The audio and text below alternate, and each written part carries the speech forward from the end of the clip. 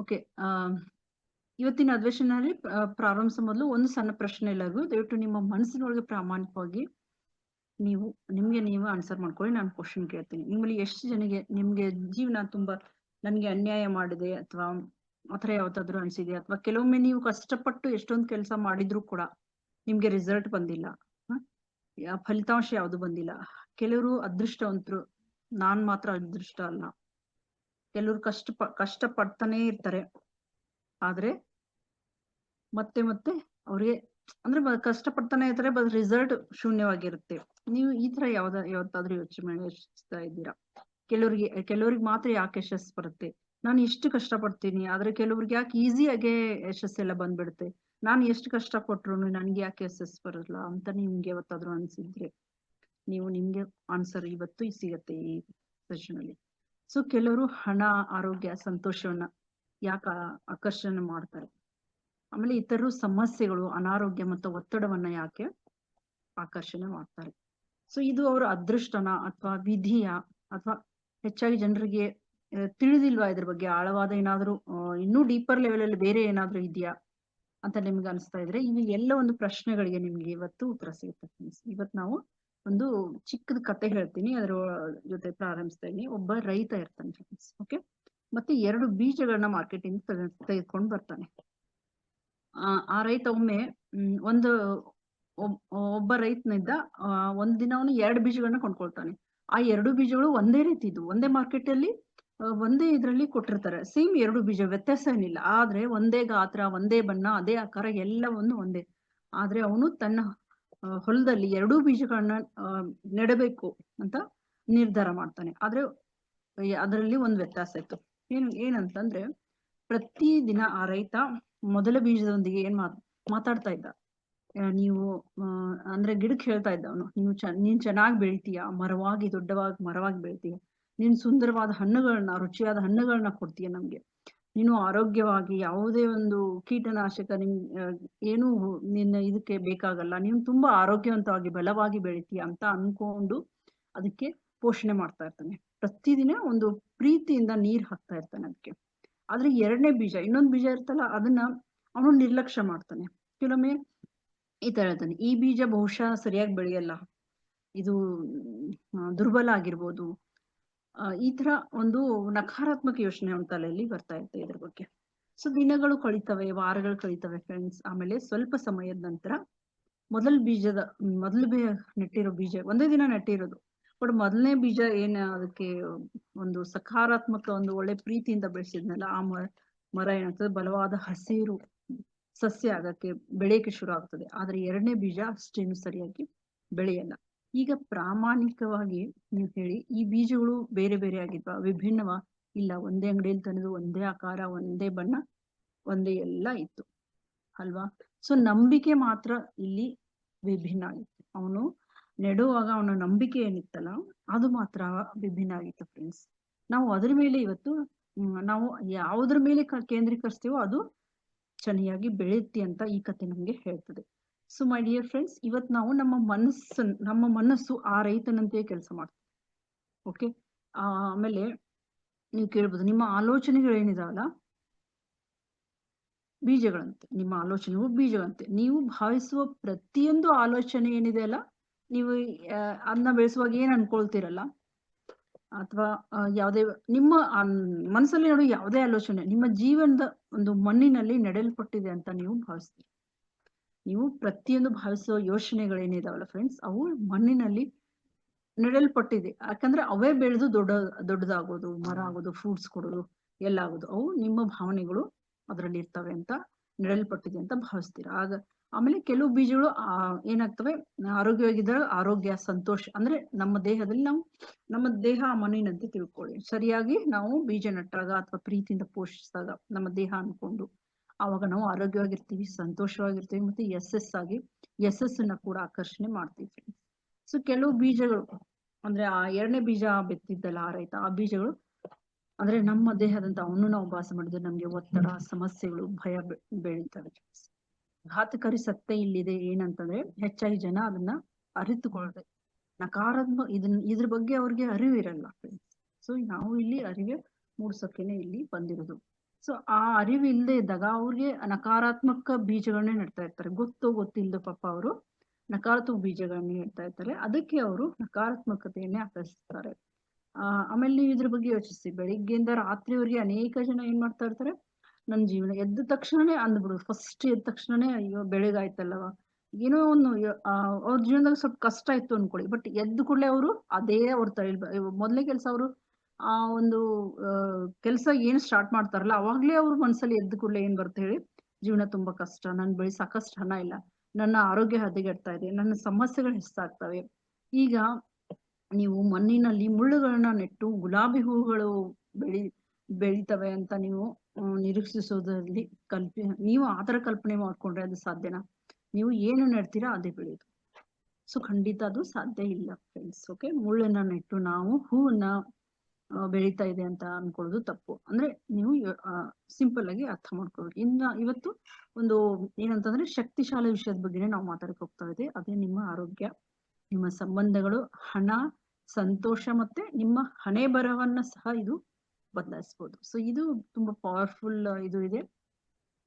ಇದನ್ನ ಈ ಥಾಟ್ ಏನಿದೆ ಅಲ್ಲ, ಇದು ಒಂದು ಸೀಕ್ರೆಟ್ ಡಾಕ್ಯುಮೆಂಟರಿ ಬುಕ್ ಇಂದ ಅಥವಾ ಒಂದು ಮೂವಿ ಕೂಡ ಇದೆ. ನೀವು ಯೂಟ್ಯೂಬ್ ಅಲ್ಲಿ ನಿಮ್ಗೆ ನಾನು ಲಿಂಕ್ ಕಳಿಸ್ತೀನಿ, ನನ್ನ ಗ್ರೂಪ್ ಅಲ್ಲಿ ಲಿಂಕ್ ಹಾಕ್ತೀನಿ. ಆ ಮೂವಿನ ನೀವು ಎಲ್ಲರೂ ನೋಡಿ, ಆ ಚಲನಚಿತ್ರವನ್ನ ಎಲ್ಲರೂ ವೀಕ್ಷಿಸಿ. ಡಾಕ್ಯುಮೆಂಟರಿ ಮೂವಿ ಅದು. ನಿಜವಾಗ್ಲೂ ಅದು ಒಂದು ಹಣೆ ಬರವನ್ನ ಬದಲಾಯಿಸೋದು ಅಂತಾನೆ ಹೇಳ್ಬೇಕು. ಆದ್ರೆ ನಿಮ್ಮ ಅಫರ್ಮೇಶನ್ ಕರೆಕ್ಟ್ ಆಗಿದ್ದಾಗ ಅದು ಖಂಡಿತ 100% ಅದು ವರ್ಕ್ ಆಗೇ ಆಗ್ತದೆ ಫ್ರೆಂಡ್ಸ್.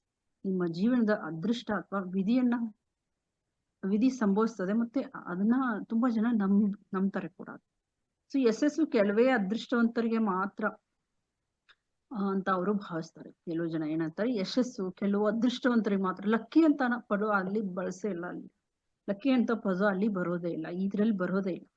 ಆದ್ರೆ ವಿಶ್ವದಲ್ಲಿ ಏನಿದೆ, ಗುರುತ್ವಾಕರ್ಷಣೆಯಂತೆಯೇ ಕಾರ್ಯನಿರ್ವಹಿಸುವ ಒಂದು ಕೆಲಸ ಮಾಡೋ ಒಂದು ನಿಯಮ ಇದೆಯಲ್ಲ, ಅದನ್ನ ನಾನು ನಿಮ್ಗೆ ಹೇಳ್ತೀನಿ. ಅವಾಗ ನಿಮ್ಗೆ ಹೆಂಗ್ ಅನ್ಸುತ್ತೆ ನೋಡಿ. ಸೊ ನಿಮ್ಗೆ ತಿಳಿದಿದ್ರು ಅಥವಾ ತಿಳಿದೇ ಇದ್ರು ಕೂಡ, ನೀವು ನಂಬಿದ್ರು ಅಥವಾ ನಂಬದೇ ಇದ್ರು ಕೂಡ, ಈ ನಿಯಮ ನಿಮ್ಮ ಜೀವನದ ಒಂದು ಪ್ರತಿಯೊಂದು ಕ್ಷಣವನ್ನ ಕಾರ್ಯನಿರ್ವಹಿಸ್ತದೆ ಫ್ರೆಂಡ್ಸ್. ಓಕೆ, ಪ್ರತಿಯೊಂದು ಕಾರ್ಯದಲ್ಲಿ ಇದು ನಿಮ್ಗೆ ಕಾರ್ಯನಿರ್ವಹಿಸುತ್ತೆ. ಈ ಒಂದು ಸ್ಟ್ರಾಂಗ್ ಪ್ರಬಲ ಸಾರ್ವತ್ರಿಕ ತತ್ವ ಏನಿದೆ ಅಲ್ಲ, ಪ್ರಸಿದ್ಧ ಒಂದು ಸಾಕ್ಷ್ಯಚಿತ್ರ ಇದೆಯಲ್ಲ, ದಿ ಸೀಕ್ರೆಟ್, ಅದರಿಂದ ಇದನ್ನ ತೆಗೆದುಕೊಳ್ಳಬಹುದು. ಸೊ ಈ ಚಿತ್ರ, ಈ ಒಂದು ಮೂವಿ ಏನಿದೆಯಲ್ಲ, ಇದು ಕಲ್ಪನೆ ಇದರಲ್ಲಿ ಸರಳಾಗಿದೆ, ಅತ್ಯಂತ ಶಕ್ತಿಶಾಲಿಯಾಗಿ ಅದನ್ನ ತೋರಿಸಿದ್ದಾರೆ. ಅವರು ಅಲ್ಲಿ ಒಂದು ರಿಯಲ್ ಆಗಿ ನಡೆದಿರೋ ಘಟನೆಗಳ ಬಗ್ಗೆ, ಅವರಲ್ಲಿ ರಿಯಲ್ ಆಗಿ ಟ್ರಾನ್ಸ್ಫಾರ್ಮೇಶನ್ ಆಗಿರೋದ್ರ ಬಗ್ಗೆನೆ ಅವರು ಮಾತಾಡಿರೋದನ್ನ ಅದರಲ್ಲಿ ತೋರಿಸಿದ್ದಾರೆ. ಸೊ ನಿಮ್ಮ ಆಲೋಚನೆಗಳು ನಿಮ್ಮ ವಾಸ್ತವವನ್ನ ಸೃಷ್ಟಿಸ್ತವೆ ಅಂತ ಹೇಳ್ತದೆ ಇದು. ಹೌದು, ಯಾಕಂದ್ರೆ ನೀವು ಇಂದು ಬದುಕ್ತಾ ಇರುವ ನಿಮ್ಮ ಜೀವನ, ನೀವು ಸ್ಟ್ರಾಂಗ್ ಆಗಿ ಏನ್ ಆಲೋಚನೆ ಮಾಡಿರ್ತೀರಲ್ಲ, ಆ ನಂಬಿಕೆಗಳು ಮತ್ತು ಆ ಭಾವನೆಗಳ ಪರಿಣಾಮನೇ ನಿಮ್ದು ಇವತ್ತೇನಾಗಿರ್ತೀರಲ್ಲ, ಇದು ನೀವು ಮಾಡಿಕೊಂಡಿರೋದೆ. ನಿಮ್ಗೆ ಯಾವತ್ತೇ ಅದ್ರ ದುಃಖ ಇರ್ಲಿ, ಸಂಕಟ ಇರ್ಲಿ, ಜೀವನ ಕಷ್ಟ ಇರ್ಲಿ, ಹಣದ ಏನಾದ್ರೂ ಇರ್ಲಿ, ಅದು ನೀವು ಯೋಚನೆ ಮಾಡಿರೋದು ಅಥವಾ ನೀವು ಆ ಸ್ಟ್ರಾಂಗ್ ಬಿಲೀಫ್ ಸಿಸ್ಟಮ್ ನ ನೀವೇನ್ ಫಾಲೋ ಮಾಡಿದ್ರಿ, ಅಥವಾ ನೀವೇನ್ ನಂಬಿದ್ರಿ, ಅಥವಾ ನೀವೇನ್ ಭಾವಿಸಿದ್ರಿ, ಅದ್ರ ಪರಿಣಾಮನೇ ನೀವು ಇವತ್ತು ಅನುಭವಿಸ್ತಾ ಇರ್ತೀರ. ಸೊ ಇದನ್ನ ನಾವು ಬೇರೆಯವ್ರ ಮೇಲೆ ಕಾರಣ, ಇದು ಬೇರೆಯವರಿಂದ ಆಗಿದೆ ಅಂತ ಅನ್ಕೊಳ್ಳೋದು ತುಂಬಾ ತಪ್ಪು ಫ್ರೆಂಡ್ಸ್. ನಮ್ಗೆ ಏನ್ ತೊಂದರೆ ಆಗಿರುತ್ತೆ ಅದು ನಮ್ಮ ಆಲೋಚನೆ, ನಮ್ಮ ಭಾವನೆಗಳು, ನಮ್ಮ ನಂಬಿಕೆಗಳಿಂದಾನೇ ಆಗ್ತವೆ ಅನ್ನೋದನ್ನ ಈ ಒಂದು ಚಲನಚಿತ್ರದಲ್ಲಿ ತುಂಬಾ ಚೆನ್ನಾಗಿ ವಿವರಿಸಿದ್ದಾರೆ.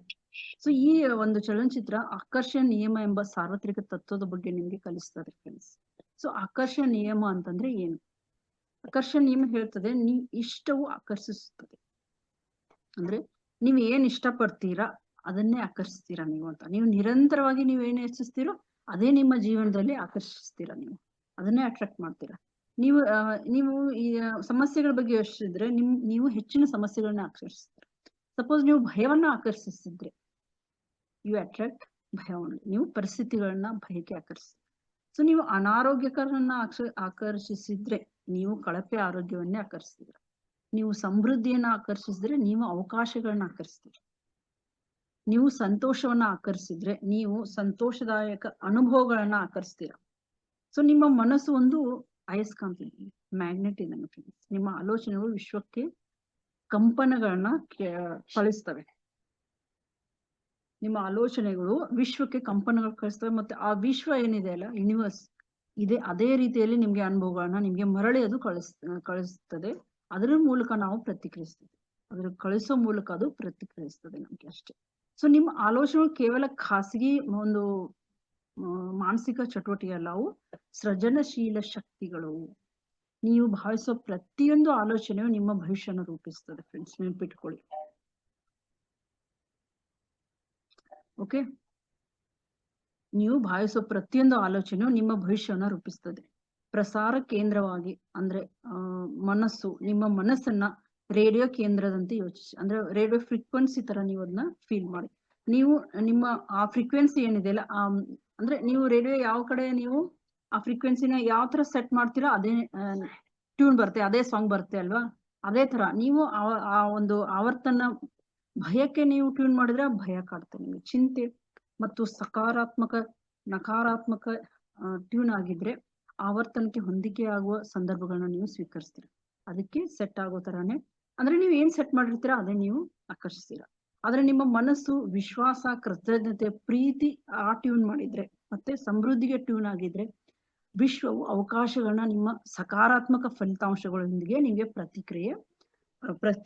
ಪ್ರತಿಕ್ರಿಯಿಸಕ್ಕೆ ಪ್ರಾರಂಭಿಸ್ತದೆ. ಅಷ್ಟು ನೀವು ಅರ್ಥ ಮಾಡ್ಕೊಳ್ಬೇಕು ಈ ಒಂದು ಟ್ಯೂನ್ ಮುಖಾಂತರ ಯಾವ ರೀತಿ ಇದು ನಿಮ್ಗೆ ಆಗ್ತದೆ ಅಂತ. ಸೊ ರೇಡಿಯೋ ಅದು ಟ್ಯೂನ್ ಆಗಿರೋ ಕೇಂದ್ರವನ್ನ ಸ್ವೀಕರಿಸುವಂತೆಯೇ ಜೀವನ ನಿಮ್ಮ ಒಂದು ಪ್ರಬಲ ಕಂಪನಕ್ಕೆ ಹೊಂದಿಕೆಯಾಗುವ ಅನುಭವಗಳನ್ನ ನಿಮ್ಗೆ ತರ್ತದೆ.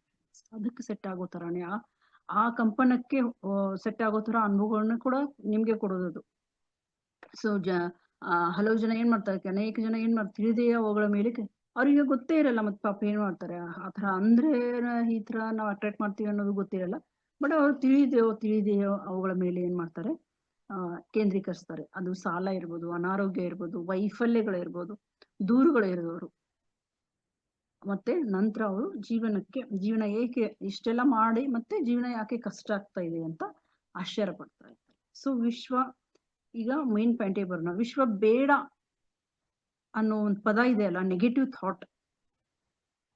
ಒಂದ್ ನಿಮಿಷ.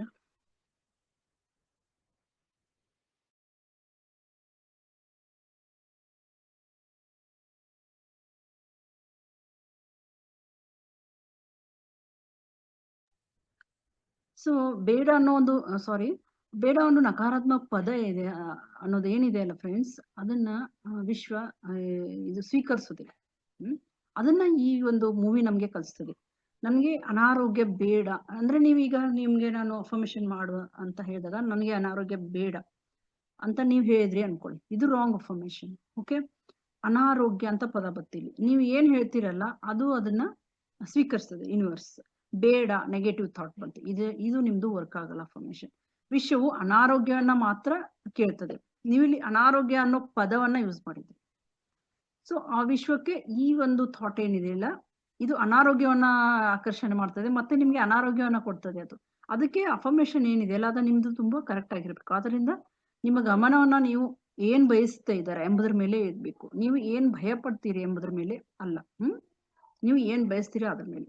ಸೊ ಆಲೋಚನೆಗಳ ಶಕ್ತಿ ಏನಂತಂದ್ರೆ, ನೀವು ಯೋಚನೆ ಮಾಡೋ ಪ್ರತಿಯೊಂದು ಆಲೋಚನೆಯು ಕಂಪನದ ಸಂಕೇತಗಳನ್ನ ಸೃಷ್ಟಿಸ್ತದೆ. ಅಂದ್ರೆ ಪ್ರತಿ ಥಾಟ್ ಅಲ್ಲೂ ಆ ಒಂದು ಕಂಪನವನ್ನ ಇದು ಆ ಒಂದು ಸಂಕೇತವನ್ನ ಸೃಷ್ಟಿಸ್ತದೆ. ಅಂದ್ರೆ ವಿಶ್ವದಲ್ಲಿರುವ ಎಲ್ಲವೂ ಶಕ್ತಿಯಿಂದ ಎಲ್ಲದರಲ್ಲೂ ಎನರ್ಜಿ ಇದೆ. ಓಕೆ, ಎಲ್ಲದರಲ್ಲೂ ಶಕ್ತಿಯಿಂದನೇ ಮಾಡಲ್ಪಟ್ಟಿದೆ. ಸೊ ವಿಜ್ಞಾನಿಗಳು ಕೂಡ ಇದನ್ನ ಅರ್ಥ ಮಾಡ್ಕೊಂಡಿದ್ದಾರೆ. ಎಲ್ಲವೂ ಒಂದು ಶಕ್ತಿನೇ. ಸೊ ನಿಮ್ಮ ಆಲೋಚನೆ ಕೂಡ ಒಂದು ಕೂಡ ಶಕ್ತಿನೇ ಅಲ್ವಾ. ಸೊ ಮತ್ತು ಶಕ್ತಿಯು ಸಂವಹನ ನಡೆಸ್ತದೆ. ಆದ್ರಿಂದ ನೀವು ಬಲವಾದ ಒಂದು ಸ್ಟ್ರಾಂಗ್ ಥಾಟ್ ಇಂದ, ಭಾವನೆಯಿಂದ, ಎಮೋಷನ್ ಇಂದ ಏನನ್ನಾದರೂ ನಿರಂತರವಾಗಿ ಯೋಚಿಸಿದಾಗ ಆ ಆಲೋಚನೆಗಳಿಗೆ ಹೊಂದಿಕೆಯಾಗುವ ಸಂದರ್ಭಗಳು ಏನಿದಾವಲ್ಲ, ಅಂದ್ರೆ ನೀವು ಒಂದು ಸ್ಟ್ರಾಂಗ್ ಆಗಿ, ನೀವು ಕೆಟ್ಟದಾಗೆ ಆಲೋಚನೆ ಮಾಡಿದ್ರಿ ಸ್ಟ್ರಾಂಗ್ ಆಗಿ ಅನ್ಕೊಳ್ಳಿ, ಆ ಆಲೋಚನೆಗೆ ಹೊಂದಿಕೆಯಾಗುವ ಸಂದರ್ಭಗಳೇನೆ, ಮತ್ತೆ ಜನರು ಮತ್ತೆ ಅವಕಾಶಗಳು ಅಂತ ಜನರನ್ನೇ ನೀವು ಆಕರ್ಷಣೆ ಮಾಡೋದು, ಅಂತವನ್ನೇ ಆಕರ್ಷಣೆ ಮಾಡೋಕೆ ನೀವು ಪ್ರಾರಂಭಿಸಿದ್ರಿ. ಅದೇ ಯಶಸ್ವಿ ಜನರು ಆಗಾಗ್ಗೆ ಅವ್ರು ಏನ್ ಹೇಳ್ತಾರೆ ಅಂದ್ರೆ, ಈಗ ಫುಲ್ ಸಕ್ಸಸ್ಫುಲ್ ಪೀಪಲ್ ಏನ್ ಹೇಳೋದು, ಸಕ್ಸಸ್ಫುಲ್ ಯಾಕಾಗಿರ್ತಾರೆ ಹೇಳಿ, ಅವ್ರು ಯಾವಾಗಲೂ ಒಂದು ಪಾಸಿಟಿವ್, ನಾನು ಮಾಡೇ ಮಾಡ್ತೀನಿ ಅನ್ನೋ ಪಾಸಿಟಿವ್ ಥಾಟ್ ಅಲ್ಲೇ ಇರ್ತಾರೆ. ನಾನು ಯಾವಾಗ್ಲೂ ಯಶಸ್ವಿ ಆಗ್ತೇನೆ ಅಂತ ನನ್ ಮೊದ್ಲೇ ಗೊತ್ತಿತ್ತು ಅಂತ ಹೇಳ್ತಾರೆ ಅವರು. ಸೊ ಆ ಒಂದು ಪಾಸಿಟಿವ್ ಥಾಟ್ ಅಲ್ಲಿ ಇರೋದ್ರಿಂದ ಅವರು ಯಶಸ್ವಿಯಾಗಿರ್ತಾರೆ. ಅಂದ್ರೆ ಮೊದ್ಲೇ ಅವ್ರು ಫೀಲ್ ಮಾಡಿರ್ತಾರೆ ಅದನ್ನ, ಕನ್ಸ್ ಕಾಣಿರ್ತಾರೆ ಅದ್ರ ಬಗ್ಗೆ. ಅದನ್ನ ನಿಮ್ಗೆ ಹೇಳ್ತೀನಿ ಮುಂದೆ. ಸೊ ಅವರ ಬಾಹ್ಯ ಜಗತ್ತಿನಲ್ಲಿ ಯಶಸ್ಸು ಸಂಭವಿಸೋ ಮೊದ್ಲೇ, ಅಂದ್ರೆ ಅವರ ಜೀವನದಲ್ಲಿ ಆ ಯಶಸ್ಸು ಸಂಭವಿಸೋ ಮೊದ್ಲೇ ಅವರು ಮನಸ್ಸಲ್ಲಿ ಅದನ್ನ ಸಂಭವಿಸಿರ್ತಾರೆ, ಅಂದ್ರೆ ಫೀಲ್ ಮಾಡಿರ್ತಾರೆ. ಈಗ ನೀವು ಏನಾದ್ರೂ ಆಗ್ಬೇಕು ಅನ್ನೋ ಆಸೆ ನಿಮ್ಗಿದ್ರೆ, ಅಥವಾ ನಿಮ್ಮ ಆರೋಗ್ಯ ಚೆನ್ನಾಗಿರ್ಬೇಕು ಅನ್ನೋ ಆಸೆ ಇದ್ರೆ, ನೀವು ಫ್ಯೂಚರ್ ಅಲ್ಲಿ ನಿಮ್ಗೆ ಏನಾದ್ರೂ ಗುರಿ ಇದ್ರೆ, ನೀವು ಆ ಥರನೇ ನೀವು ಈ ಮನ್ಸಲ್ಲಿ ಮೊದ್ಲು ಫೀಲ್ ಮಾಡ್ಕೋಬೇಕು ಅದನ್ನ. ಸೊ ಅವಾಗ ಅದು ಮನ್ಸಲ್ಲಿ ನೀವು ಅದನ್ನ ಆಗಿದ್ದೀರಾ, ಆಲ್ರೆಡಿ ನಿಮ್ಗೆ ಆ ಅನಾರೋಗ್ಯ ಹೋಗಿದೆ, ನೀವು ಚೆನ್ನಾಗಿದ್ದೀರಾ ಅನ್ನೋದು ನೀವು ಮನ್ಸಲ್ಲಿ ಮೊದ್ಲು ಫೀಲ್ ಮಾಡ್ಬೇಕು. ಸೊ ಅವ್ರು ಅದನ್ನ ನಂಬಿರ್ತಾರೆ, ಈ ಸಕ್ಸಸ್ಫುಲ್ ಪೀಪಲ್ ಇರ್ತಾರಲ್ಲ, ಯಶಸ್ವಿ ಜನರು. ಸೊ ಅವ್ರು ಅದನ್ನೇ ದೃಶ್ಯೀಕರಿಸ್ತಾರೆ, ವಿಜುವಲೈಸೇಷನ್ ಮಾಡಿರ್ತಾರೆ, ಅವರು ಅದನ್ನೇ ನಿರೀಕ್ಷಿಸ್ತಾರೆ, ಮತ್ತೆ ಅಂತಿಮವಾಗಿ ವಾಸ್ತವವು ಕೂಡ ಅವ್ರಿಗೆ ಅದೇ ಕೊಡುತ್ತೆ. ಸೊ ಅಂದ್ರೆ ನಿಮ್ಮ ಜೀವನ ಒಂದು ಕನ್ನಡಿ ಇದ್ದಂಗೆ. ಈ ಒಂದು ಮೂವಿನಲ್ಲಿ ಒಂದು ಪ್ರಬಲ ಕಲ್ಪನೆ ಅಂದ್ರೆ ಜೀವನ ಕನ್ನಡಿ ಅಂತ ಇದೆ ಅನ್ನೋದನ್ನೇ ಅದು ಹೇಳ್ತದೆ. ನಿಮ್ಮ ಹೊರಗಿನ ಪ್ರಪಂಚ, ನಿಮ್ಮ ಆಂತರಿಕ ಪ್ರಪಂಚವನ್ನೇ, ನಿಮ್ಮ ಹೊರಗಿನ ಪ್ರಪಂಚ ಏನಿದೆ ಇಲ್ಲ, ನಿಮ್ಮ ಆಂತರಿಕ ಪ್ರಪಂಚವನ್ನೇ ಅದು ಪ್ರತಿಬಿಂಬಿಸೋದು ಫ್ರೆಂಡ್ಸ್. ಸೊ ಯಾರಾದ್ರೂ ನಿರಂತರವಾಗಿ ನಿಮ್ಗೆ ದೂರ ಬರೇ ಕೆಲವೊಬ್ರು ಏನ್ ಮಾಡ್ತಾರೆ, ಕಂಪ್ಲೇಂಟೇ ಇರ್ತಾರೆ ಅವರು ಇದ್ರಲ್ಲಿ. ನಾನ್ ದುರಾದೃಷ್ಟವಂತ, ನನ್ಗೆ ಏನು ಕೆಲ್ಸ ಇಲ್ಲ, ಕೆಲ್ಸ ಮಾಡಕ್ ಬರಲ್ಲ, ಜನ ಸ್ವಾರ್ಥಿಗಳು, ಹಣ ಗಳಿಸೋದ್ ಕಷ್ಟ. ಅಂದ್ರೆ ಒಟ್ನಲ್ಲಿ ಅವ್ರ ಕೈಯಿಂದ ಏನ್ ಆಗಲ್ಲ. ಬರೇ ಕೆಲವೊಬ್ರು ಅಂತಾರೆ, ಬರೇ ಬಾಯಲ್ಲಿ ಮಾತಾಡ್ತಾ ಇರ್ತಾರೆ, ಏನು ಮಾಡಲ್ಲ, ಮತ್ತೆ ಯಾವಾಗಲೂ ಏನಾದ್ರು ಒಂದ್ ನೆಪ ಹೇಳ್ತಾ ಇರ್ತಾನೆ ಅಂತ ಹೇಳ್ತಾರಲ್ಲ ಅವರು. ಸೊ ಅವ್ರಿಗೆ ನೆಗೆಟಿವ್ ಥಾಟ್ಸ್ ಏನಾದ್ರು ಮಾಡ್ಬೇಕು ಅಂದ್ರೆ, ಜೀವನ ಒಂದು ನಂಬಿಕೆಗಳನ್ನ ಪ್ರತಿಬಿಂಬಿಸ್ತಲೇ ಇರ್ತದೆ. ಸೊ ಅವ್ರು ಆತರ ಯೋಚನೆ ಮಾಡಿದ್ರೆ ಅದೇ ನಂಬಿಕೆಗಳನ್ನ ಅದು ನಿಮ್ಗೆ ಪ್ರತಿಬಿಂಬಿಸ್ತಾನೆ ಇರ್ತದೆ ಫ್ರೆಂಡ್ಸ್. ಆದ್ರೆ ಒಬ್ಬ ವ್ಯಕ್ತಿ ತನ್ನ ಆಲೋಚನೆಯನ್ನ ಈ ರೀತಿ ಬದಲಾಯಿಸಿದಾಗ ಅವಕಾಶಗಳು ಎಲ್ಲೆಡೆ ಇವೆ ಅಂತ ಈ ರೀತಿ ನೀವು ಬದಲಾಯಿಸ್ಕೊಂಡ್ರಿ ಅನ್ಕೊಳ್ಳಿ. ನನ್ನ ದೇಹವು ಗುಣಮುಖವಾಗ್ತಾ ಇದೆ, ಈ ತರ ಪಾಸಿಟಿವ್ ಥಾಟ್ ಇಂದ ಅನ್ಕೊಂಡ್ರಿ. ಹಣ ಸುಲಭವಾಗಿ ಹರಿತಾ ಇದೆ, ಹರಿತಾ ಇಲ್ಲ, ಬಟ್ ನೀವು ಮನ್ಸಲ್ಲಿ ಹರಿತಾ ಇದೆ ಅನ್ಕೊಂಡ್ರಿ. ನೀವ್ ಅದನ್ನ ಆಲ್ರೆಡಿ ನೀವು ಮನ್ಸಲ್ಲಿ ಫೀಲ್ ಮಾಡ್ಕೊಂಡ್ರಿ. ನೀವು ಒಳ್ಳೆಯ ಜನರು ನನ್ನ ಜೀವನದಲ್ಲಿ ಬರ್ತಾರೆ ಅಂತ ಫೀಲ್ ಮಾಡ್ಕೊಂಡ್ರಿ. ಅದೇ ರೀತಿ ನಿಮ್ಮ ಥಾಟ್ ಪ್ರೊಸೆಸ್ ಚೇಂಜ್ ಆದಾಗ ನಿಮ್ಮ ಜೀವನದಲ್ಲಿ ಅದೇ ಸಂಭವಿಸ್ತದೆ. ಅವರ ಅನುಭವಗಳು ಬದಲಾಗಲು ಪ್ರಾರಂಭಿಸ್ತದೆ, ನಿಮ್ಮ ಅನುಭವಗಳು. ಸೊ ಅದಕ್ಕಾಗಿ ಆಲೋಚನೆಗಳನ್ನ ಬದಲಾಯಿಸುವುದು ಜೀವನವನ್ನ ಬದಲಾಯಿಸ್ಬೋದು ಫ್ರೆಂಡ್ಸ್. ನಿಮ್ಮ ಆಲೋಚನೆಗಳನ್ನ ಬದಲಾಯಿಸಿದ್ರೆ ತುಂಬಾ ಸಿಂಪಲ್ ಆಗಿದೆ. ನಿಮ್ಮ ಆಲೋಚನೆಗಳನ್ನ ಬದಲಾಯಿಸುವುದರಿಂದ ನಿಮ್ಮ ಜೀವನ ಬದಲಾಯಿಸ್ತದೆ. ರಹಸ್ಯದ ಮುಂದೆ 3 ಹಂತಗಳಿದಾವೆ. ಸೀಕ್ರೆಟ್ ಅಂತ ಅನ್ನೋದಕ್ಕೆ ಸೀಕ್ರೆಟೇ ಇದೆ ಇದರಲ್ಲಿ. ಸೊ ಆಕರ್ಷಣೆ ನಿಯಮದ 3 ಸರಳ ಹಂತ ಇದಾವೆ. ಸೊ ಅದರ ಮೂಲಕ ಇದು ಕಾರ್ಯನಿರ್ವಹಿಸ್ತದೆ. ಈ ಚಲನಚಿತ್ರ ದಲ್ಲಿ ಕೂಡ ಇದನ್ನ ವಿವರಿಸಿದ್ದಾರೆ. ಮೊದಲನೇ ಹಂತದಲ್ಲಿ ಕೇಳುವುದು, ಲಿಸ್ನಿಂಗ್. ಮೊದಲ ಹೆಜ್ಜೆ ನಿಮ್ಗೆ ಏನ್ ಬೇಕು ಅಂತ. ನಿಮ್ಗೆ ಇವಾಗ ನನ್ಗೆ ಹಣ ಬೇಕು, ನನ್ಗೆ ಯಶಸ್ ಬೇಕು, ನನ್ಗೆ ಆರೋಗ್ಯ ಬೇಕು. ಕೇಳುವುದು ಸ್ಪಷ್ಟವಾಗಿರ್ಬೇಕು. ಈಗ ಆಗ್ಲೇ ನಾನು ಹೇಳಿದೆ ನಿಮ್ಗೆ, ನನ್ಗೆ ಅನಾರೋಗ್ಯ ಬೇಡ, ಈ ತರ ಮಾಡ್ಬಾರ್ದು. ಅನಾರೋಗ್ಯ ಅನ್ನೋ ಪದ ಯೂಸ್ ಮಾಡಬಾರ್ದು. ನಾನು ಇವಾಗ್ಲೇ ಆರೋಗ್ಯವಾಗಿದ್ದೀನಿ, I already healthy, happy. So ಈ ತರ ಮೊದಲ ಹೆಜ್ಜೆ ನಿಮ್ಗೆ ಏನ್ ಬೇಕು ಅನ್ನೋದು ಸ್ಪಷ್ಟವಾಗಿ ಕೇಳುವುದು. ತುಂಬಾ ಜನ ಏನ್ ಮಾಡ್ತಾರಂದ್ರೆ, ನನ್ಗೆ ಬೇಡ ಎಂಬುದ್ರ ಬಗ್ಗೆ ಅವರು ಸ್ಪಷ್ಟವಾಗಿರುತ್ತೆ ಅವ್ರ ಲೈನ್. ಆದ್ರೆ ಅವರು ಏನ್ ಬಯಸ್ತಾರೆ ಅಂದ್ರೆ, ನಿಮ್ಗೆ ಏನ್ ಆಕ್ಚುಲಿ ಬೇಕಾಗಿದೆ ಅದೇ ಪದ ಅಲ್ಲಿ ಇಲ್ಲದೆ ಇದ್ರೆ ನಿಮ್ ಯೂನಿವರ್ಸ್ ಹೇಗ್ ಕೊಡೋದನ್ನ. ಸೊ ಎಂಬುದ್ರ ಅಂತ ಏನ್ ಬಯಸೋದು, ಆದ್ರೆ ಅವರು ಏನ್ ಬಯಸುತ್ತಾರೆ ಅನ್ನೋದ್ರ ಬಗ್ಗೆ ಅವ್ರಿಗೆ ನೀವು ಸ್ಪಷ್ಟವಾಗಿರ್ಲಿಲ್ಲ, ಜನಗಳಿಗೆ ಇರ್ಲಿಲ್ಲ ಅಂತಂದ್ರೆ, ಉದಾಹರಣೆಗೆ ಈಗ ನೋಡಿ, ನಾನು ಅನಾರೋಗ್ಯಕ್ಕೆ ಒಳಗಾಗಲು ಬಯಸುವುದಿಲ್ಲ ಅಂತ ನೀವು ಅಫರ್ಮೇಶನ್ ಮಾಡಿದ್ರೆ ಏನಾಗುತ್ತೆ?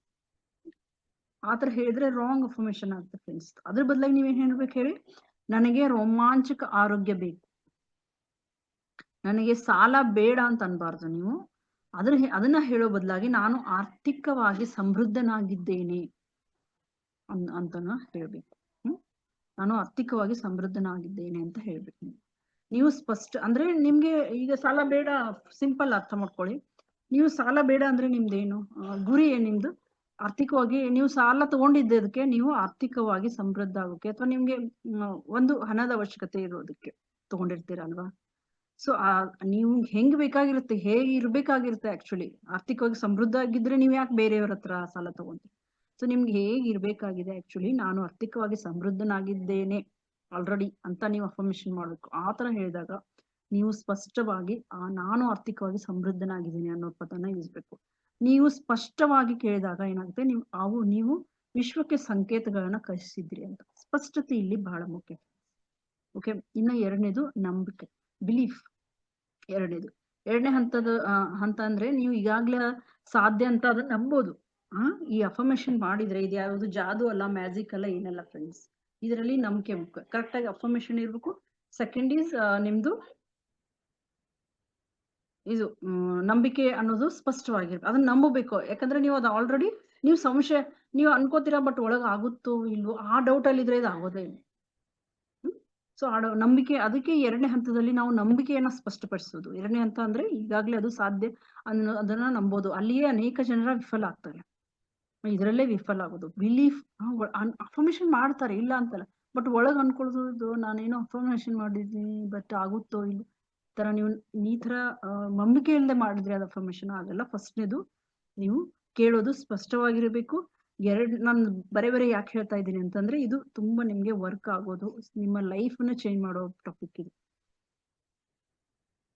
ಓಕೆ, ಸೊ ಇಲ್ಲಿ ನೀವು ನಂಬಿಕೆ ಇಟ್ಟಾಗ ಇದು ಸಾಧ್ಯ ಆಗ್ತದೆ. ಅವರು ಏನಾದ್ರೂ ಒಳಗೆ ಇದು ಅಸಾಧ್ಯ ಆದ್ರೆ ಏನ್ ಮಾಡೋದು? ನಿಮ್ಮ ಆಲೋಚನೆಗಳು ಸಂದೇಹದಿಂದ ತುಂಬಿದ್ರೆ ಮಿಶ್ರ ಸಂಕೇತಗಳನ್ನ ಪಡಿತೀರಿ. ನೀವು ವಿಶ್ವದಿಂದ ಮಿಶ್ರ ಸಂಕೇತಗಳನ್ನ ಪಡಿತೀರಾ. ನೀವು ಬಯಸುವುದು ಈಗಾಗಲೇ ಒಂದು ದಾರಿಯಲ್ಲಿದೆ ಎಂಬ ಸಂಪೂರ್ಣ ನಂಬಿಕೆಯನ್ನು ನೀವು ಅನುಭವಿಸ್ಬೇಕು ಫ್ರೆಂಡ್ಸ್. ಫಾರ್ ಎಕ್ಸಾಂಪಲ್, ಈಗ ನೀವು ಆನ್ಲೈನ್ ಅಲ್ಲಿ ಏನಾದ್ರು ಆರ್ಡರ್ ಮಾಡಿದೀರಾ ಅನ್ಕೊಳ್ಳಿ. ಜೊಮ್ಯಾಟೊ ಅಲ್ಲಿ ಏನೋ ಆರ್ಡರ್ ಮಾಡಿದೀರಾ, ಆಲ್ರೆಡಿ ಪೇಮೆಂಟ್ ಮಾಡಿದೀರಾ, ನಿಮ್ಗೆ ಬೇಗ ಬೇಕಾಗಿದೆ ಪೇಮೆಂಟ್ ಮಾಡಿದೀರಾ. ಆಮೇಲೆ ನೀವು ಎದಕ್ ಮಾಡಿರ್ತೀರಾ? ಅದು ಬರುತ್ತದೆ ಅನ್ನೋ ನಂಬಿಕೆಯಿಂದ ತಾನೇ ನೀವು ಪೇಮೆಂಟ್ ಮಾಡಿರ್ತೀರಾ ಅಲ್ವಾ? ಏನೇ ಆರ್ಡರ್ ಮಾಡಿದ್ರು, ನಾವು ಅಮೆಝಾನ್ ಅಲ್ಲಿ ಏನೇ ಆರ್ಡರ್ ಮಾಡಿದ್ರು ನಾವು ಬರುತ್ತೇನೋ ನಂಬಿಕೆಯಲ್ಲಿ ಮಾಡಿರ್ತೀವಿ. ಏನಾದ್ರು ಡೌಟ್ ಇಟ್ಕೊಂಡ್ ಮಾಡಿರ್ತೀವ.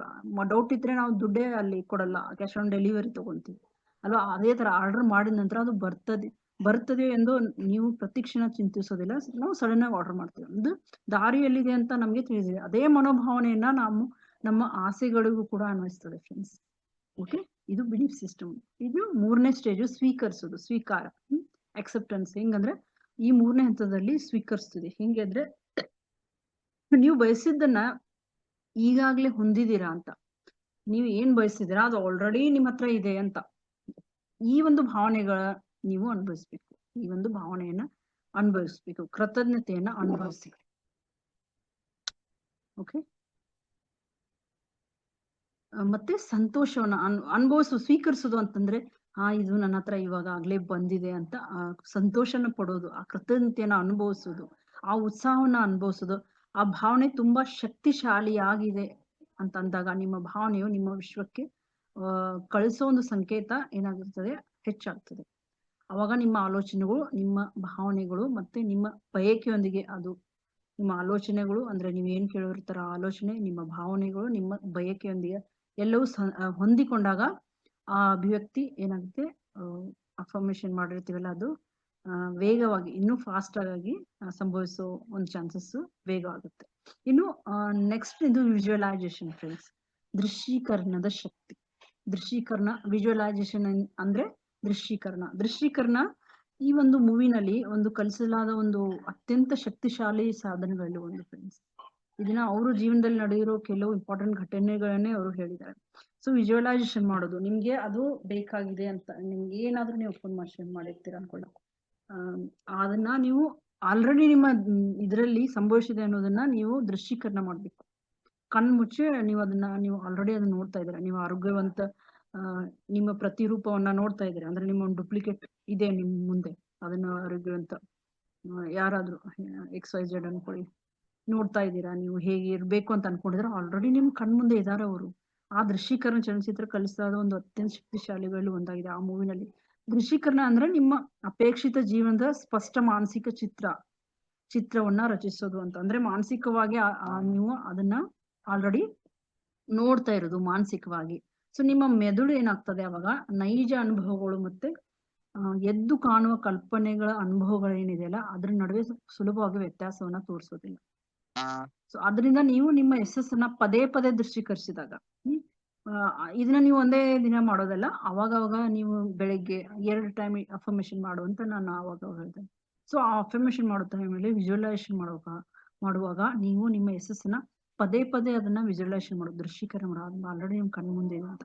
ನಿಮ್ಮ ಮನಸ್ಸು ಅದನ್ನ ವಾಸ್ತವ ಅಂತ ಸ್ವೀಕರಿಸಕ್ ಪ್ರಾರಂಭಿಸ್ತದೆ ಫ್ರೆಂಡ್ಸ್. ಸೊ ಈಗ ಕ್ರೀಡಾಪಟುಗಳೆಲ್ಲ ಇರ್ತಾರಲ್ಲ, ಸ್ಪೋರ್ಟ್ಸ್ ಮೆನ್ಸ್, ಅವಾಗ ಸ್ಪರ್ಧೆಗಳ ಮೊದಲು ಅವರು ಈ ವಿಜುವಲೈಸೇಷನ್ ಎಲ್ಲ ಬಳಸ್ತಾರೆ. ನಾವು ಆಲ್ರೆಡಿ ವರ್ಲ್ಡ್ ಕಪ್ ಗೆದ್ದಿದೀವಿ ಅನ್ಕೊಂಡು.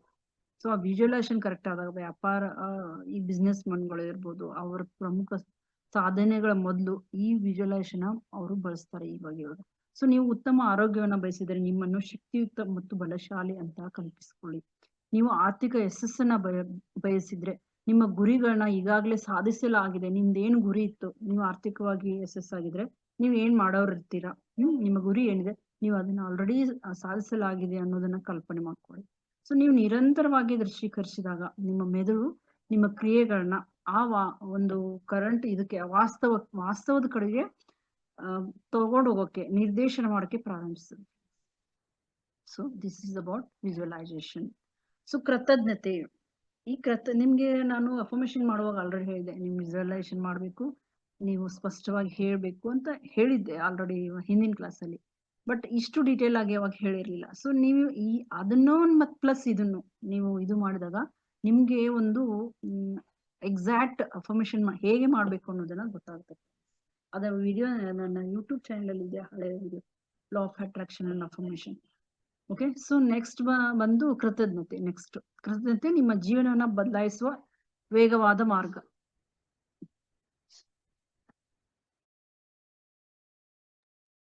ಸೊ ಚಲನಚಿತ್ರದ ಇದೊಂದು ಮತ್ತೊಂದು ಪ್ರಮುಖ ಬೋಧನೆ ಇದು. ಕೃತಜ್ಞತೆ. Another major teaching of the movie is gratitude, my dear friends. So ಕೃತಜ್ಞತೆ ಅತ್ಯುನ್ನತ ಭಾವನಾತ್ಮಕ ಕಂಪನಗಳಲ್ಲಿ ಒಂದಾಗಿದೆ. Gratitude is one of the highest emotional vibration.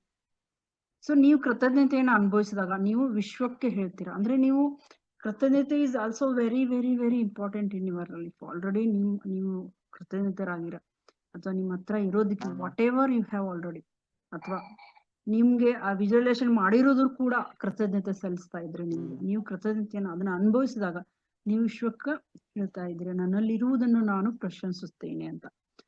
ಅಂದ್ರೆ I appreciate what I have. ಮತ್ತೆ ವಿಶ್ವ ಅವಾಗ ಏನಾಗುತ್ತೆ, ವಿಶ್ವ ನಿಮ್ಗೆ ನೀವು ಇಲ್ಲದೆ ಇದ್ರೂ ಇದೆ ಅಂತ ನೀವು ಪ್ರಶಂಸೆ ನಿಮ್ಮನ್ನು ನೀವು ಮಾಡ್ಕೊಂಡಾಗ ವಿಶ್ವ ನಿಮಗೆ ಪ್ರಶಂಸಕ್ಕೆ ಹೆಚ್ಚಿನ ವಿಷಯಗಳನ್ನ ನೀಡೋ ಮೂಲಕ ಪ್ರತಿಕ್ರಿಯಿಸ್ತದೆ.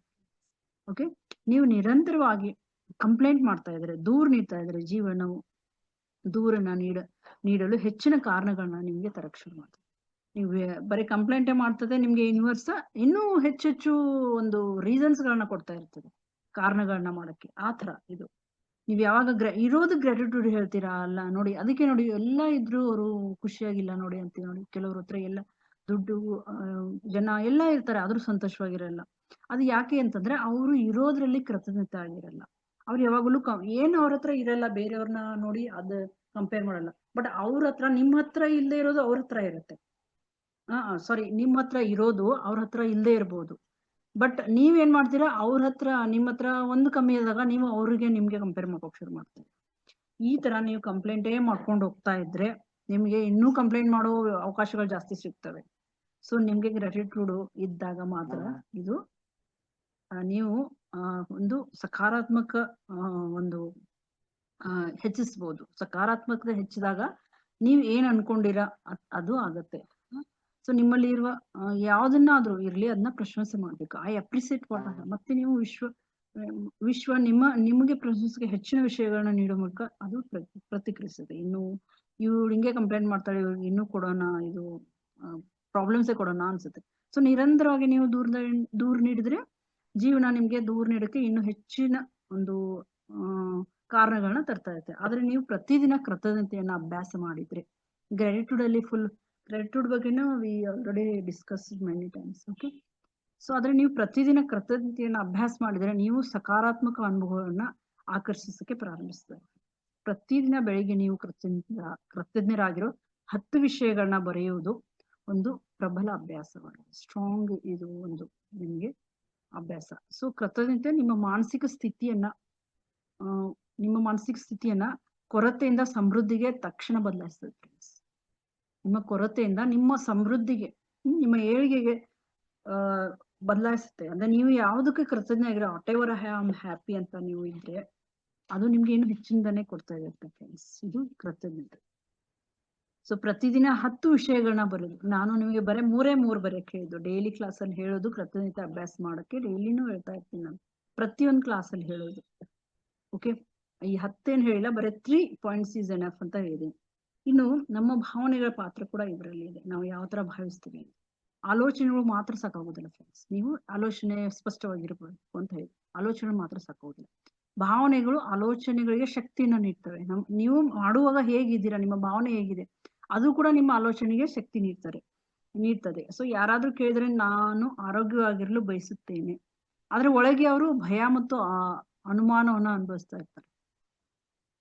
ಅಭಿವ್ಯಕ್ತಿ ನಿಮ್ದು ದುರ್ಬಲ ಆಗ್ತದೆ ಅವಾಗ. ಸೊ ಆದ್ರೆ ನೀವು ಆಲೋಚನೆಗಳು ಮತ್ತು ಭಾವನೆಗಳು ಹೊಂದಿಕೆ ಆದಾಗ, ನಿಮ್ಮ ಆಲೋಚನೆ ಮತ್ತು ಭಾವನೆಗಳು ಎರಡೂ ಹೊಂದಿಕೆ ಆದಾಗ ಸಂಕೇತ ನಿಮ್ದು ಕೊಡೋ ಯೂನಿವರ್ಸ್ ಕೊಡೋ ಸಂಕೇತ ಸ್ಟ್ರಾಂಗ್ ಇರ್ತದೆ. ಆಲೋಚನೆಗಳ ಜೊತೆ ನಿಮ್ಮ ಭಾವನೆಗಳು ಕೂಡ ಹೊಂದಿಕೆ ಆದಾಗ.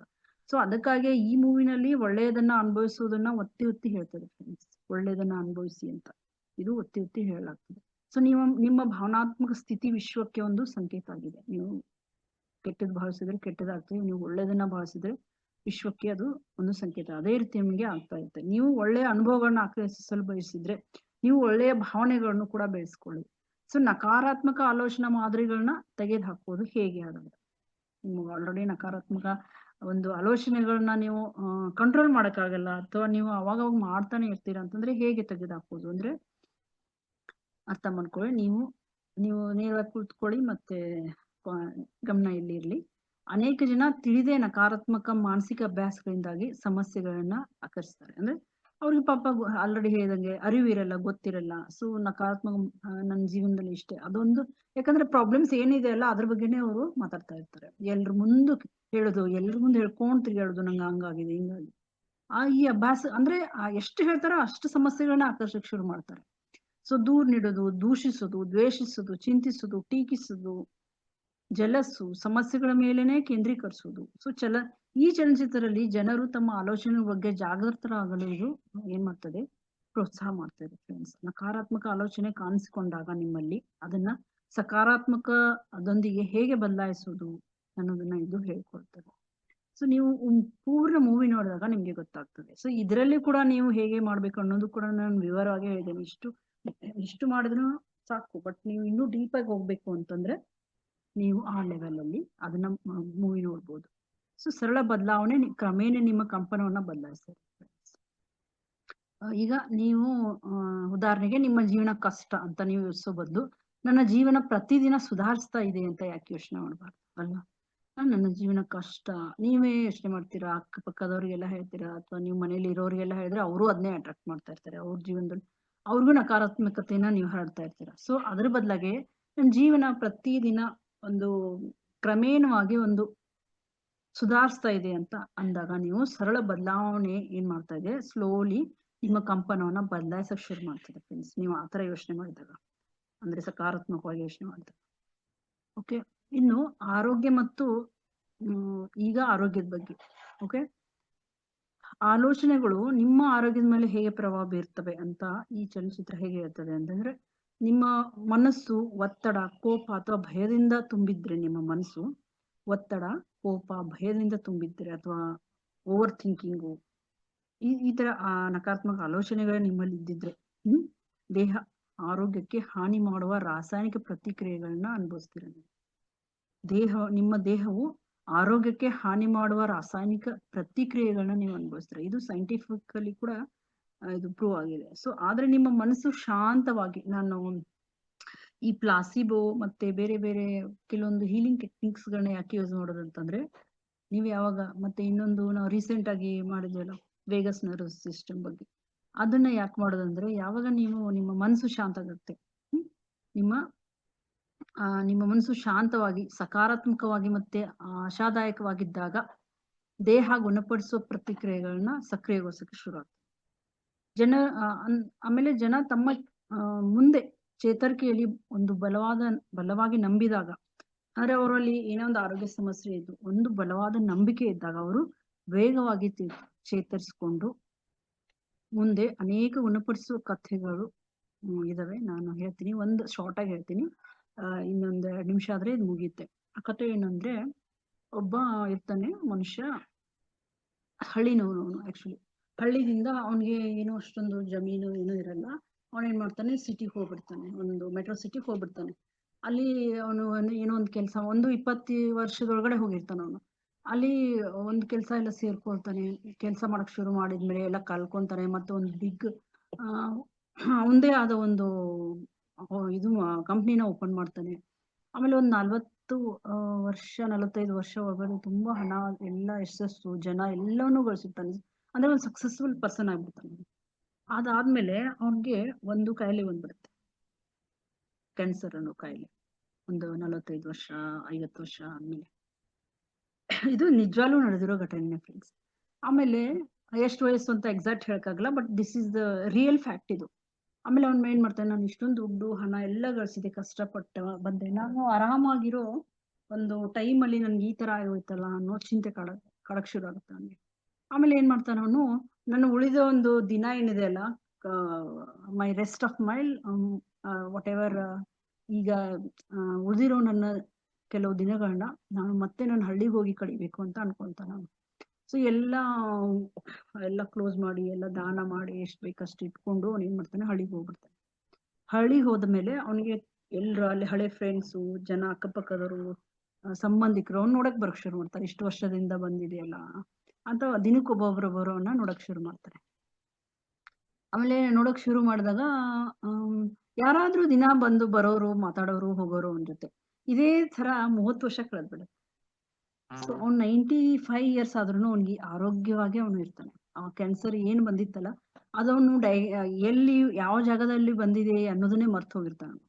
ಅಂದ್ರೆ ನಾವು ಒಂದು ಅವ್ನು ಮರ್ತ ಬಿಡ್ತಾನ. ಅವನು ಶಾಂತವಾಗಿ ಆ ಫ್ರೆಂಡ್ಸ್ ಜೊತೆ ಎಲ್ಲ ಮಾತಾಡ್ಕೊಂಡು ಆರಾಮಾಗಿ ಇದ್ದಾಗ ಆ ಒಂದು ಕಾಯಿಲೆ ಬಂದಿರೋದು ಅವ್ನು ಮರ್ತು ಹೋಗಿ ಆಲ್ರೆಡಿ 30 ಇಯರ್ಸ್ ಕಳೆದು ಹೋಗಿರ್ತೆ ಫ್ರೆಂಡ್ಸ್. ಸೊ ಈ ತರ ನಾವು ಅದನ್ನೇ ಯೋಚನೆ ಮಾಡ್ತಾ ಇದ್ರೆ ಅದು ನಮ್ಮನ್ನ ಬಿಟ್ಟು ಹೋಗೋದೇ ಇಲ್ಲ. ಸೊ ಇದು ಆರೋಗ್ಯವಾಗಿ ನಾವು ಹೇಗೆ ಅಫರ್ಮೇಷನ್ ಮಾಡೋದನ್ನ ಇದರಲ್ಲಿ ಹೇಳ್ಕೊಡ್ತೀನಿ. ಮನಸ್ಸು ನಿಮ್ದು ಶಾಂತವಾಗಿದ್ದಾಗ, ಸಕಾರಾತ್ಮಕವಾಗಿ ಮತ್ತು ಆಶಾದಾಯಕವಾಗಿದ್ದಾಗ ದೇಹ ಅಂದ್ರೆ ನೀವು ಅವನ ಆತರ ಇರೋದ್ರಿಂದ ಫ್ರೆಂಡ್ಸ್ ಜೊತೆ. ಇದು ಇನ್ನೊಂದು ಘಟನೆ ನಡೆದಿದೆ, ಒಂದು ಅಜ್ಜಿ ಅವ್ರದ್ದು ಕೂಡ ಕ್ಯಾನ್ಸರ್ ಆಗಿ ಇದಾಗಿತ್ತು. ಸೊ ಗೊತ್ತೇ ಆಗಲ್ಲ ಯಾವ ರೀತಿ ಅವರು ಗುಣಪಡಿಸಿದ್ದಾರೆ ಅಂತಾನೆ ಗೊತ್ತಾಗಲ್ಲ. ದೇಹ ಗುಣಪಡಿಸೋ ಪ್ರಕ್ರಿಯೆಗಳನ್ನ ಸಕ್ರಿಯಗೊಳಿಸಕ್ ಶುರು ಆಗ್ತದೆ ತಂತಾನೆ. ಸೊ ಜನ ತಮ್ಮ ಚೇತರಿಕೆಯಲ್ಲಿ ಒಂದು ಬಲವಾಗಿ ನಂಬಿದಾಗ ಅವರು ವೇಗವಾಗಿ ಚೇತರಿಸ್ಕೊಳ್ತಾರೆ. ಮತ್ತೆ ಅನೇಕ ಗುಣಪಡಿಸುವ ಕಥೆಗಳು ಈಗ ಹೇಳಿದ್ನಲ್ಲ ಅದನ್ನ ತೋರಿಸ್ತಾರೆ. ಸೊ ಸಕಾರಾತ್ಮಕ ಚಿಂತೆ ಏನಿದೆ ಅಲ್ಲ, ನಿಮ್ಮಲ್ಲಿ ಸಕಾರಾತ್ಮಕ ಚಿಂತನೆಯು ವೈದ್ಯಕೀಯ ಚಿಕಿತ್ಸೆಯನ್ನ ಬದಲಿಸೋದಿಲ್ಲ. ಆದ್ರೆ ನಿಮ್ಮ ದೇಹದ ನೈಸರ್ಗಿಕ ಗುಣಪಡಿಸುವ ಸಾಮರ್ಥ್ಯವನ್ನ ತುಂಬಾ ಚೆನ್ನಾಗಿ ಸಪೋರ್ಟ್ ಮಾಡ್ತದೆ ಇದಕ್ಕೆ. ಯಾಕಂದ್ರೆ the body is already have itself, the body will heal itself. So ಆದ್ರೆ ನೀವು ದೇಹದ ನೈಸರ್ಗಿಕ ಗುಣಪಡಿಸುವ ಸಾಮರ್ಥ್ಯವನ್ನ ಬೆಂಬಲಿಸ್ತೀರಾ ನೀವು ಯಾವಾಗ ಸಕಾರಾತ್ಮಕತೆಯನ್ನ ತಗೊಂಡಾಗ. ಸೊ ನಿಮ್ಮ ದೇಹ ನಿಮ್ಮ ಮನಸ್ಸನ್ನ ಕೇಳ್ತದೆ ಫ್ರೆಂಡ್ಸ್. ಓಕೆ, ಇದು ಆರೋಗ್ಯ ಆಯ್ತು. ಇನ್ನು ಹಣವನ್ನ ಹೇಗೆ ಆಕರ್ಷಿಸೋದು, ಇದ್ರ ಸೀಕ್ರೆಟ್ ಇದ್ರಲ್ಲಿ ಏನ್ ಹೇಳ್ತದೆ ಅಂತಂದ್ರೆ, ಹಣದ ಬಗ್ಗೆ ನಂಬಿಕೆಗಳನ್ನ ಸೀಮಿತಗೊಳಿಸೋದ್ರಿಂದ ಅನೇಕ ಜನರು ಆರ್ಥಿಕವಾಗಿ ಹೆಣಗಾಡ್ತಾ ಇರ್ತಾರೆ, ಅಂದ್ರೆ ಬಳಲ್ತಾ ಇರ್ತಾರೆ. ಸಾಮಾನ್ಯ ನಂಬಿಕೆಗಳು ಏನಂತಂದ್ರೆ, ಹಣ ಗಳಿಸೋದು ತುಂಬಾ ಕಷ್ಟ, ಶ್ರೀಮಂತರು ಮಾತ್ರ ಹಣ ಗಳಿಸ್ಬೋದು, ಅವ್ರಿಗೆ ತುಂಬಾ ಅವಕಾಶ ಇದೆ, ಅವ್ರ ಲಕ್ಕಿ. ಮತ್ತೆ ಇನ್ನೊಂದು, ಶ್ರೀಮಂತರು ದುರಾಸೆ ಅವರು, ಈ ತರ ಎಲ್ಲ ನಕಾರಾತ್ಮಕ ಯೋಚನೆ ಮಾಡ್ಕೊಂಡಿರ್ತಾರೆ ಜನ. ಸೊ ನಾನು ಹಣದ ವಿಷಯದಲ್ಲಿ ಅದೃಷ್ಟಶಾಲಿ ಅಲ್ಲ, ಈ ತರ ಯೋಚನೆ ಮಾಡ್ತಾ ಇರ್ತಾರೆ. ಸೊ ಈ ನಂಬಿಕೆಗಳು ಆರ್ಥಿಕ ಸಮೃದ್ಧಿಗೆ ಏನಾಗ್ತವೆ, ಪ್ರತಿರೋಧವನ್ನ ಸೃಷ್ಟಿಸ್ತವೆ. ನಿಮ್ಗೆ ಬರ್ಬೇಕಾದ್ದು ಬರಲ್ಲ. ಸೊ ಈ ಚಲನಚಿತ್ರದಲ್ಲಿ ಹಣವನ್ನ ಶಕ್ತಿಯ ನೈಸರ್ಗಿಕ ಹರಿವನ್ನಾಗಿ ನೋಡ್ಬೇಕಂತ ಹೇಳ್ತದೆ. ಈ ನಿಮ್ಮ ಅವಕಾಶಗಳು ಏನಿದಾವಲ್ಲ ಎಲ್ಲೆಡೆ ಇವೆ, ಎಲ್ಲ ಕಡೆ ಇದೆ. ಮತ್ತೆ ನೀವು ಸಮೃದ್ಧಿಗೆ ಅರ್ಹರು ಕೂಡ. ನೀವು ಅದನ್ನ ನಂಬಿದಾಗ ನಿಮ್ಮ ಮನಸ್ಥಿತಿ ಬದಲಾಗ್ತದೆ. ನೀವು ಹಿಂದೆಂದು ನೋಡಿರದ ಸಾಧ್ಯತೆಗಳನ್ನ ನೀವು ಗಮನಿಸಿ ಪ್ರಾರಂಭಿಸ್ತೀರ. ನಿಮ್ಮ ಕ್ರಿಯೆಗಳು ಹೆಚ್ಚು ಆತ್ಮವಿಶ್ವಾಸ ಮತ್ತೆ ಪ್ರೊಡಕ್ಟಿವ್ ಆಗಿ, ಉತ್ಪಾದಕವಾಗಿರ್ತವೆ. ಸೊ ನೀವು ನನ್ನ ಹತ್ರ ಏನು ಇಲ್ಲ ಈ ತರ ಯೋಚನೆ ಮಾಡಿದ್ರೆ ಇಲ್ಲ, ಯಾವ್ದಾದ್ರು ಒಂದು ಅವಕಾಶ ನನ್ನಲ್ಲಿ ಬಂದೇ ಬರುತ್ತೆ. ನಾನು ಹಣವನ್ನ ಆಲ್ರೆಡಿ ಗಳಿಸಿದ್ದೀನಿ, ನಾನು ಆಲ್ರೆಡಿ ಸಮೃದ್ಧಿ ಆಗಿದೆ ನನ್ನ ಜೀವನದಲ್ಲಿ, ಅಫರ್ಮೇಷನ್ ಮಾಡ್ತಾ ಇದ್ರೆ ಅದು ಖಂಡಿತ ನಿಮ್ಮ ಹಣದ ಸಮಸ್ಯೆ ಹೋಗುತ್ತೆ. ಈ ಸಂಬಂಧಗಳು ಮತ್ತು ರಹಸ್ಯ, ಆಕರ್ಷಣೆಯ ನಿಯಮವು ಸಂಬಂಧಗಳ ಮೇಲೆ ಸಹ ತುಂಬಾ ಪರಿಣಾಮ ಬೀರ್ತದೆ. ಇನ್ನು ರಿಲೇಶನ್ಶಿಪ್ ಬಗ್ಗೆ ಸ್ವಲ್ಪ ಮಾತಾಡೋಣ. ನೀವು ನಿರಂತರವಾಗಿ ಯಾರೊಬ್ಬರ ತಪ್ಪುಗಳ ಮೇಲೆ ಕೇಂದ್ರೀಕರಿಸಿದಾಗ, ಈಗ ಫ್ಯಾಮಿಲೀಸ್ ಅಲ್ಲಿ ಸಂಬಂಧವು ಒತ್ತಡದಾಯಕವಾಗಿರ್ತದೆ ಅವಾಗ. ಆದ್ರೆ ನೀವು ಮೆಚ್ಚುಗೆ, ಈಗ ಅತ್ತೆ ಸೊಸೆರೆ ತಗೊಳ್ಳಿ, ಈಗ ಇದೊಂದು ಟಾಪಿಕ್ ತುಂಬಾ ಎಲ್ಲರ ಮನೆಯಲ್ಲಿ ನಡೆಯೋ ಟಾಪಿಕ್ ಅಲ್ವಾ. ಅತ್ತೆ ಎಷ್ಟೇ ಮಾಡಿದ್ರು ಅವ್ರಿಗೆ, ಅತ್ತೆಗೆ ಸ್ಯಾಟಿಸ್ಫ್ಯಾಕ್ಷನ್ ಅನ್ನೋದಿಲ್ಲ. ಯಾವ್ದಾದ್ರು ಒಂದು ತೆಗಿತಾನೆ ಇರ್ತಾರೆ, ದೂರುಗಳನ್ನಾಗ್ಲಿ ಅಥವಾ ಏನೇ ಆಗ್ಲಿ ಕಂಪ್ಲೇಂಟ್ ನಿಮ್ಮಲ್ಲಿ ಮಾಡ್ತಾ ಇರ್ತಾರೆ. ಎಲ್ಲಾ ಚೆನ್ನಾಗಿದ್ರು ಅವ್ರು ಯಾವತ್ತೂ ನಿಮ್ಗೆ ಗ್ರಾಟಿಟ್ಯೂಡ್ ಅಂತೂ ತೋರ್ಸೋದೇ ಇಲ್ಲ. ಸೊ ಅವ್ರು ಏನ್ ಅನುಭವಿಸ್ತಾರೆ ಅದನ್ನೇ ನೀವು ಅನುಭವಿಸ್ಬೇಕು ಅನ್ಕೋತಾರೆ. ಸೊ ಯಾವತ್ತೂ ಅವರು ನಿಮ್ಮ ಪ್ರೀತಿಯ ಸಂಬಂಧಗಳನ್ನ ಆದ್ರೆ ನೀವು ಅವ್ರು ನಿಮ್ಗೆ ಮೆಚ್ಚುಗೆ, ಪ್ರೀತಿ ಮತ್ತು ದಯೆಯ ಮೇಲೆ ಕೇಂದ್ರೀಕರಿಸಿದಾಗ ಸಂಬಂಧ ಏನಾಗುತ್ತೆ, ಸುಧಾರಿಸ್ತದೆ. ಅವು ನಿಮ್ಗೂ ಖುಷಿ ಆಗುತ್ತೆ, ನೀವು ಇನ್ನೂ ಹೆಚ್ಚು ಅವ್ರಿಗೆ ಹೆಲ್ಪ್ ಮಾಡಕ್ ಶುರು ಮಾಡ್ತೀರಾ. ಸೊ ನೀವು ಪ್ರೀತಿಯ ಸಂಬಂಧಗಳನ್ನ ಬಯಸಿದ್ರೆ ನಿಮಗೆ ಅವರು ಬಯಸ್ತಾರೆ, ಆದ್ರೆ ಅವ್ರಂತೂ ಏನ್ ಮಾಡಲ್ಲ. ನೀವು ಮೊದಲು ನಿಮ್ಮ ಪ್ರೀತಿ ಸಂಬಂಧಗಳನ್ನ ಬಯಸಿದ್ರೆ ನೀವು ಮೊದಲು ಪ್ರೀತಿ ವ್ಯಕ್ತಿ ಆಗ್ಬೇಕು ಮೊದಲು, ಅಲ್ವಾ. ಸೊ ನೀವು ಭಾವನಾತ್ಮಕವಾಗಿ ಏನ್ ನೋಡ್ತಿರೋ ಅದನ್ನೇ ಮತ್ತೆ ಮತ್ತೆ ನೀವು ಆಕರ್ಷಿಸ್ತೀರ. ಸೊ ಕ್ರಮ ತೆಗೆದುಕೊಳ್ಳುವ ಪ್ರಾಮುಖ್ಯತೆ ಏನು ಅಂದ್ರೆ, ನೀವು ಆಲೋಚನೆಗಳ ಶಕ್ತಿಯುತವಾಗಿದ್ರು ನಿಮ್ಮ ಆಲೋಚನೆಗಳು ಕ್ರಮ ಆಗತ್ತೆ. ಅಂದ್ರೆ ಡಿಸಿಷನ್ ತಗೊಳ್ಳೋದು. ಈಗ ನನ್ಗೆ ಹಣ ಬಂದಿದೆ ಅಂತ ನೀವು ಅಫರ್ಮೇಶನ್ ಮಾಡಿದ್ರಿ, ಬಟ್ ಅದು ಕೆಲ್ಸಾನು ಮಾಡ್ಬೇಕಲ್ಲ, ಕ್ರಮನ ತೆಗೆದುಕೊಳ್ಬೇಕಲ್ಲ. ಸುಮ್ನೆ ಅಫರ್ಮೇಶನ್ ಮಾಡಿ ಕೂತ್ಕೊಂಡ್ರೆ ಹಣ ಬರಲ್ಲ. ಇವಾಗ ಕ್ರಮ ತೆಗೆದುಕೊಳ್ಳುವುದು ಕೂಡ ಅಷ್ಟೇ ಇಂಪಾರ್ಟೆಂಟ್. ಆಲೋಚನೆಗಳು ಶಕ್ತಿಯುತವಾಗಿದ್ದಾಗ ಈ ಕ್ರಮ ಕೂಡ ಅಗತ್ಯ ಅಂತ ಕೂಡ ಈ ಮೂವಿನಲ್ಲಿ ಹೇಳಿದ್ದಾರೆ. ನಿಮ್ಮ ಸಕಾರಾತ್ಮಕ ಆಲೋಚನೆಗಳು ನಿಮ್ಮ ಅವಕಾಶಗಳನ್ನೊಂದಿಗೆ ಜೋಡಿಸಿದಾಗ ನೀವೇನೇನೋ ಮಾಡ್ತಾ ಇರ್ತೀರಾ. ಅದೇ ನಾನು ಫಸ್ಟ್ ಹೇಳಿದೆ, ಕಷ್ಟಪಡ್ತಾ ಇರ್ತಾರೆ, ಮಾಡ್ತಾ ಇರ್ತಾರೆ, ಅದೇ ರಿಸಲ್ಟ್ ಬರಲ್ಲ ಅವ್ರಿಗೆ. ಬಟ್ ನೀವು ಅಫರ್ಮೇಶನ್ ಪ್ಲಸ್ ನಿಮ್ದು ಕಷ್ಟ ಈಸ್ ಈಕ್ವಲ್ ಟು ರಿಸಲ್ಟ್.